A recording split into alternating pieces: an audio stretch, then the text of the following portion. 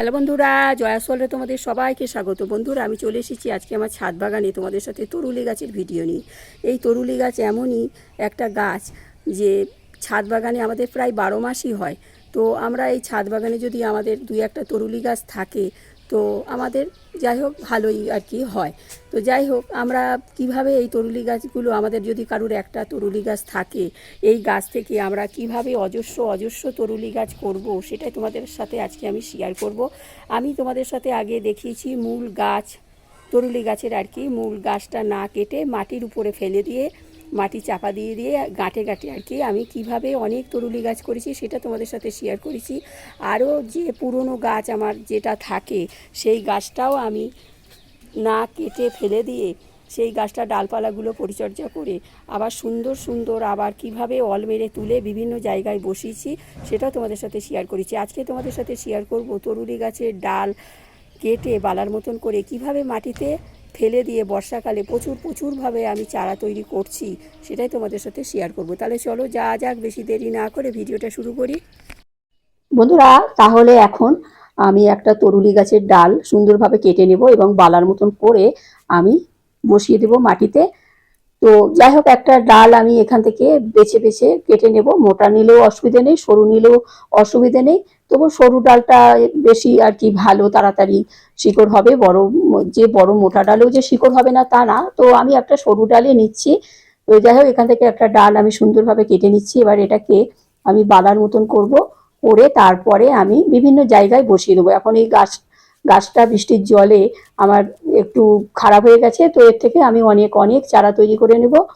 তো আমি এখান থেকে ডালগুলো কাটছি। দেখো, এক হাত মতন রেখে, এক হাত গাছের ডালের এক হাত মতন রেখে আমি ডালটা কেটে নিলাম। এবারে আমি সুন্দরভাবে একটা বালার মতন তৈরি করে নিচ্ছি, করে নিয়ে তারপরে আমি মাটিতে বসিয়ে দেবো। দেখো, বালার মতন করা হয়ে গেছে। এখন আমি এটা ক্যারেটের ভিতরে দিয়ে রেখে দেবো। এই কিছুদিন পরে, যখন 20-25 দিন পরে আমি ফিরে আসব, তখন কেমন গাছের শিকড় হয় বা কেমন গাছটা হয় তখন তোমাদের সাথে আমি আবার ফিরে এসে দেখাবো। এখন আমি ক্যারেটের ভিতরে এখানে রেখে দেবো। দেখো, এখানে আমি মাটি টাটি বেশি খুঁড়ছি না, আমি এই ক্যারেটের উপরে আমি রেখে দিচ্ছি। রেখে দিয়ে আমার একটা মাটির প্যাকেট ছিল, এই প্যাকেটটা আমি চাপা দিয়ে রাখবো। তো যাই হোক, চাপা দেওয়ার পরে আমি আবার ফিরে এসে দেখাবো 20-25 দিন পরে যে আমার গাছটা থেকে কেমন শিকড় হয় এবং কেমন গাছ হয় সেটাই তোমাদের সাথে আমি আবার দেখাবো। আমি এই গাছটা আবার বসিয়ে দেবো পরে। বন্ধুরা, আমি 20-25 দিন পরে ফিরে আসলাম, তোমাদের আমি দেখাচ্ছি। দেখো, যে তরুলি গাছটা বসিয়েছিলাম সেই তরুলি গাছটা থেকে কেমন শিকড় হয়েছে। দেখো, গাছটা থেকে অজস্র অজস্র শিকড়ে একদম ভর্তি হয়ে গেছে। আর এই গাছটা অনেক একটা ডালপালাও ছেড়েছে। তো এটাকে আমি অতি সাবধানে আর কি, টানাটানি না করে একটা নিড়ানি দিয়েই হোক বা শাবল দিয়েই হোক, যেভাবেই হোক এটাকে আমি তুলে নেব। তুলে নিয়ে আমি এটাকে আমি টবের ভিতরে বসাবো, বা যে যেখানে পারে মাটিতে, কেউ বস্তার ভিতর, কেউ টবের ভিতর, যে যেখানে পারবে বসাবে, তাতে কোনো অসুবিধে নেই। আমি প্রথমেই টবের ভিতরে বসাবো। টবের ভিতর থেকে তখন গাছটা বেশ আমার একটু বড় হয়ে যাবে, তখন আমি বস্তার ভিতরে বসাবো। তো যাই হোক, আমি অতি সাবধানে একটা শাবল দিয়ে আমি এটাকে খুঁড়ে খুঁড়ে আমি এই গাছটাকে আমি তুলে নিচ্ছি। তুলে নিয়ে আমি টবে বললাম আমি টবের ভিতর বসাবো। টবের ভিতরে আমি মাটিটা রেডি করে রেখেছি। রেডি করার পরে আমি এটাকে সাবধানে বসিয়ে দেবো, বেশি টানাটানি করব না। দেখো, অজস্র শিকড় একদম। আর এটা বর্ষাকাল, বসিয়ে দিলেই সুন্দর সুন্দর আমাদের তরুলি গাছে ভরে যাবে। তরুলি গাছ তোমাদের আমি বিভিন্ন রকম ভাবে দেখিয়েছি, এটাও একটা নতুন পদ্ধতি। শীতকালের দিকে তরুলি গাছ একটু হতেই চায় না, শিকড় বেরোতেই চায় না। হয়তো গরমকালে করতে গেলেও মারা যায়। বর্ষাকালে আমি এটা একদম মাটির তলায় কিন্তু দেইনি, আমি উপরে ফেলে রেখেছি আর একটু মাটির একটা প্যাকেট চাপা দিয়ে রেখেছি। তাতেই দেখো এত সুন্দর আমার তরুলি গাছের একদম ভরে গেছে শিকড়ে। এবারে আমি অতি সাবধানে আমি এই টবের ভিতরে বসিয়ে দেবো। বেশি চাপাচাপি করব না বা বেশি করবো না, চাপাচাপি করবো না, বসিয়ে দেবো। দেখো, বস্তার ভিতর মাটি রেডি করে রেখেছি, পরে ওই বস্তার ভিতর বসাবো। আরও আমার এখানে দেখো অনেক তরুলি গাছ আছে বস্তার ভিতরে। আমি দুই একটা, যেগুলো পুরনো গাছ সেগুলো ডালপালা কেটে কেটে আমি অনেক অনেক চারা তৈরি করছি এবং অনেকেও আমার দেয়ার আছে। তো যাই হোক, আমি এইভাবে তৈরি করে করে প্যাকেটের ভিতরে আমার আত্মীয় স্বজন বা যে চাই তাকে দিই। তো যাই হোক আমি টবের ভিতরে আমি সুন্দরভাবে বসিয়ে দিচ্ছি। দেখো আস্তে আস্তে মাটিগুলো আমি খুঁড়ে নিচ্ছি। খুঁড়ে নিয়ে তারপরে আমি এটাকে আলতোভাবে একদম আলতোভাবে বসিয়ে দেবো, বেশি চাপবো না, তাহলে কিন্তু শিকড়গুলো কেটে যেতে পারে, নষ্ট হয়ে যেতে পারে।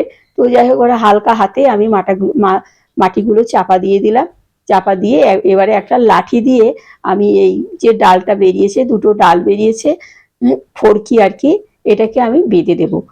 তারপরে আমি তোমাদের বললাম তরুলি গাছটা যখন একটু বড় হয়ে যাবে তখন আমি ওই বস্তার ভিতর মাটি রেডি করছি, সর্ষের খোল, গোবর সার আর একটু পাতা শুকনো আর কি, আর সবজির খোসা টোসা দিয়ে একটা মাটি রেডি করছি। আমি কিছুদিন পরে যখন গাছটা একটু বড় হয়ে যাবে, টবটাকে আমি একদিন জল দেব না, দিয়ে মাটিটা ছেড়ে আসবে, তখন আমি তুলে বস্তার ভিতর বসিয়ে দেবো। তোমাদের যদি এখনই তরুলি গাছ তোমরা এইভাবে চারা তৈরি করো, তোমাদের কিন্তু অনেক অনেক হবে। এটা কিন্তু মাটির তলায় বেশি আমি দেইনি, তোমাদের বললাম, একটু উপরে দিয়ে চাপা দিয়েছি। দেখো আমি সুন্দরভাবে কাঠি দিয়ে গাছটাকে বেঁধে দিয়েছি। পরবর্তীতে আমি পরে আবার এই গাছটা আমি আবার বসিয়ে দেবো। তো যাই হোক গাছটা একদম সতেজ ঢলঢল করছে, কোনো মরে যাওয়ার সম্ভাবনা নেই। গাছে একদম মাটিতে দিলে আমি আবার পরে ফিরে এসে দেখাবো তোমাদের এই গাছটা কেমন হয়। তো আমি বিভিন্ন জায়গায় বসিয়েছি, দেখো এখান থেকে অনেক ডাল টাল কেটে নিয়েছি। কেটে টেটে নিয়ে আমি গোল গোল করে বালার মতন করে করে এই একটা গরু বিচুলি খাওয়া, খোল বিচুলি খাওয়ার টপের ভিতরেও বসিয়েছি। আরও এখানেও দেখো দুই একটা আমি বসিয়ে দিয়েছি। আমি অনেক অনেক বললাম, অনেক অনেক এখন চারা তৈরি করে নেব, শীতকালের দিকে কিন্তু হতে চায় না।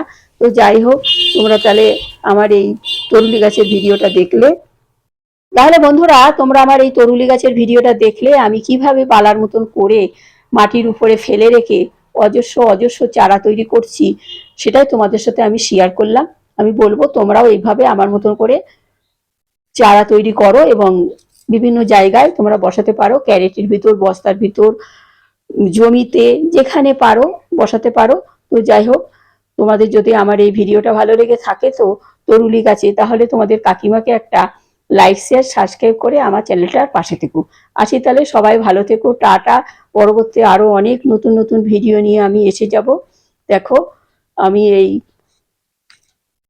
তরুলি এমনই একটা সবজি, এটা অনেক সময় অনেকে রোগ রোগ প্রতিরোধেরও সাহায্য করে। আমি এটা শুনেছি, ডাক্তারবাবুরা তরুলি খেতে বলে, মানে সুগারের পক্ষে এটা খুবই ভালো একটা, বা যাদের প্রেশার আছে খুবই ভালো সবজি। যাই হোক ভিডিওটা তোমরা দেখলে ভালো লাগলে